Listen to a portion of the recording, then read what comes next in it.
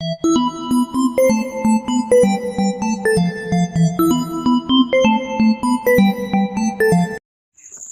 दोस्तों, welcome back to my channel. आज हम क्लास 12 का चैप्टर नंबर 9 पढ़ेंगे, जो है वैश्वीकरण। ठीक है, तो हम वैश्वीकरण क्या होता है उसके बारे में जानेंगे। जैसे कि एक देश से दूसरे देश का सांस्कृतिक हुआ या आर्थिक हुआ या फिर राजनीतिक हुआ, विचारधारा हुआ, इन से चीज़ों का आदान प्रदान होना ही वैश्वीकरण कहलाता है। ठीक है, वस्तु हो चाहे कोई भी चीज़ हो, उसका आदान प्रदान हो रहा है तो वो वैश्वीकरण कहलाएगा। इतना समझ में आ गया।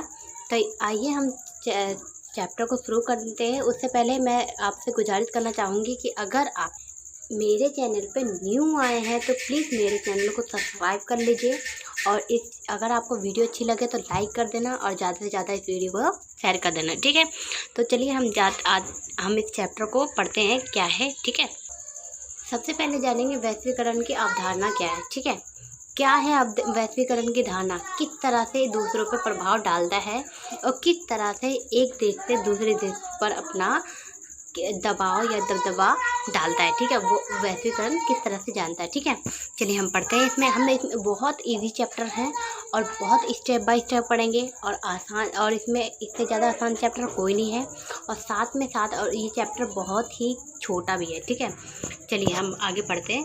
वैश्वीकरण की अवधारणा क्या होती है। देखिए, पहला पॉइंट पढ़ते हैं। फसल मारे जाने से कुछ किसानों ने हत्या कर ली। ठीक है, इन किसानों ने एक बहुराष्ट्रीय कंपनी से बड़े महंगे बीज खरीदे थे। अब क्या होता है कि उन्होंने इसमें ये वैश्वीकरण की छाव बता रहा है कि किस तरह से वैश्वीकरण ने लोगों पर कैसे प्रभाव डाला। यानी जो बहुराष्ट्रीय कंपनियां होती हैं वो विदेशी होती हैं। उन्होंने विदेशी कंपनियों से क्या किया, बहुत महंगे दामों में बीज खरीदा। और बीज खरीदने से अब क्या, बीज खरीद तो लिया, लेकिन क्या हुआ, फसल किसी कारणवश या तो अकाल पड़ गया या सूखा पड़ गया या तो बारिश से ज़्यादा हो गई कि फसल खराब हो गया। और एक खराब होने के कारण किसानों ने क्या किया, हत्या कर लिया, क्योंकि वो उसका जो भरपाई थी, खरीदने की भरपाई नहीं भर सकते थे, उनके पास इतनी ताकत नहीं थी, इसलिए उन्होंने क्या किया, हत्या कर लिया। इतना समझ में आ गया। नेक्स्ट हम पढ़ते हैं। यूरोपीय स्तर एक बड़ी और अपनी प्रतियोगी कंपनी को एक भारतीय कंपनी ने खरीद लिया, जबकि खरीदी गई के मालिक इस खरीदारी का विरोध कर रहे थे। ठीक है, अब देखिए क्या हुआ कि खरीदारी हो गई, कंपनी ने जब कभी कभी ऐसा होता है कि बिजनेस में कभी कोई नुकसान हो जाता है तो वो क्या करते हैं कि वो अपनी कंपनी को किसी बड़ी कंपनी के हाथ बेच देते हैं। वो चाहते नहीं है, कभी कभी नहीं, फिर भी वो मतलब खरीद लिया जाता है कि तुम इतने पैसे हम तुम्हें दे रहे, तुम्हें देना पड़ेगा। तब तो क्या करते हैं कि वो दूसरे को बेच देते हैं, जिससे क्या होता है कि किसी के विरोध करने पर भी उनका कोई इफेक्ट नहीं पड़ता है। इतना समझ में आ गया। नेक्स्ट पढ़ते हैं। अनेक खुदरा दुकानदारों को भय है कि अगर कुछ बड़ी अंतर्राष्ट्रीय कंपनियों ने देश में खुदरा दुकानों की अपनी श्रृंखला खोल ली तो उनकी रोटी बंद हो जाएगी। देखिए ये क्या है, वैश्विक प्रभाव को डाल रहा है, वैश्विक अवधारणा के बारे में बता रहा है कि किस तरह से वैश्विक लोगों पे प्रभाव डाल रहा है। ठीक है, पहला ये था कि उन्होंने आत्महत्या कर लिया फसल खराब होने से। क्योंकि कंपनियों ने जो अंतर्राष्ट्रीय कंपनी तो उन्होंने खरीद लिया, और वो क्या करते हैं, वो हर चीज़ महंगा बेचते हैं।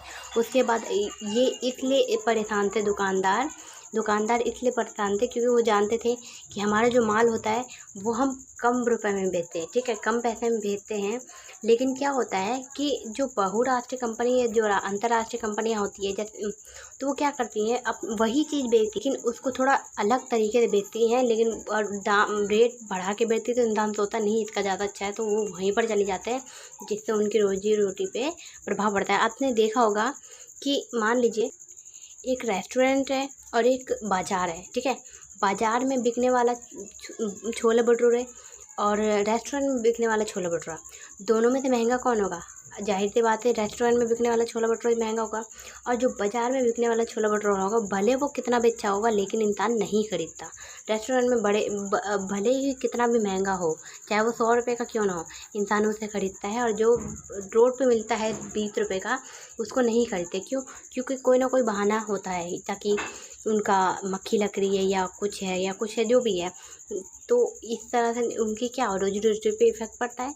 तो इसी तरह से बहुराष्ट्रीय कंपनियां भी क्या करती हैं, दुकानदारों पे अपना फैक्ट बढ़ाती है। ठीक है, इतना समझ में आ गया। नेक्स्ट चलते हैं आगे। देखिए, मुंबई ने एक फिल्म निर्माता पर आरोप लगे कि उसने हॉलीवुड में बनी एक फिल्म की कहानी को उठाकर फिल्म में लगा लिया। ठीक है, अब देखिए, आजकल की बात करें तो ये तो नॉर्मल की बात हो गई, लेकिन पहले के लोग क्या करते थे, पहले के लोग एक दूसरे पे आरोप लगा सकते थे।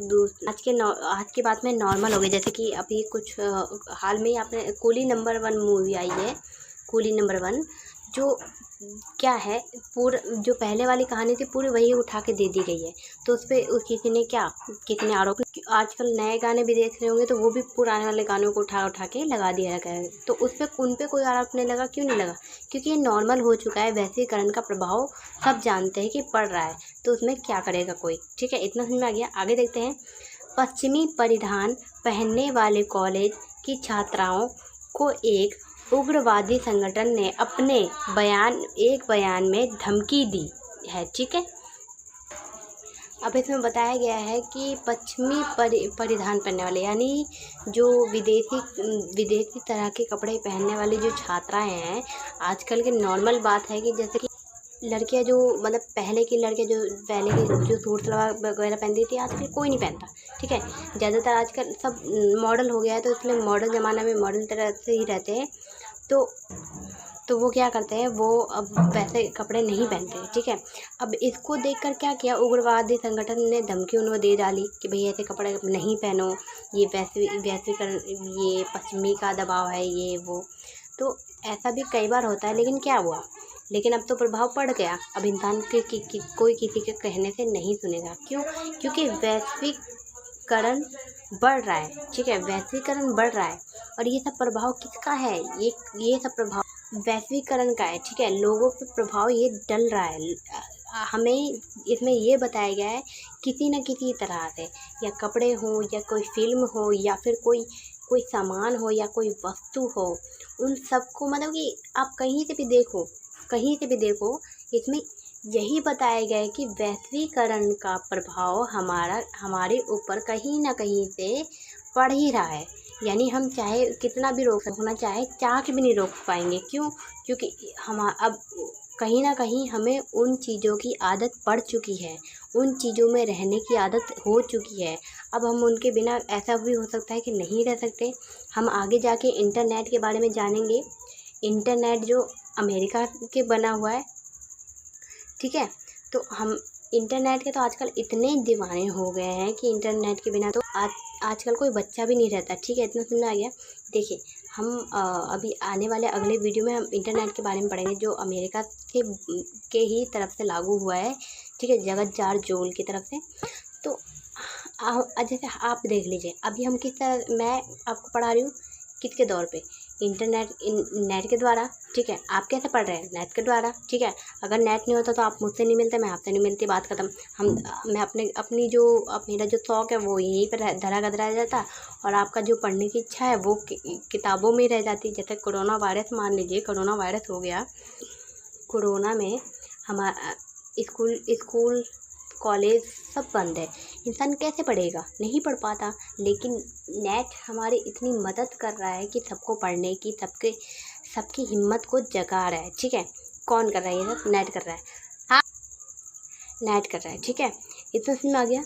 तो आपको पता चल गया कि वैश्वीकरण क्या होता है और वो हमारे ऊपर किस तरह से प्रभाव डाल रहा है। ठीक है, तो आशा करती हूँ आपको ये वीडियो अच्छी लगी होगी, और अगर आपको कुछ समझ में नहीं आया तो प्लीज़ मुझे कमेंट कर दीजिएगा। ठीक है, वीडियो को लाइक करें। मैं आपको अगले वीडियो मिलती हूँ। ये हमारा पार्ट 1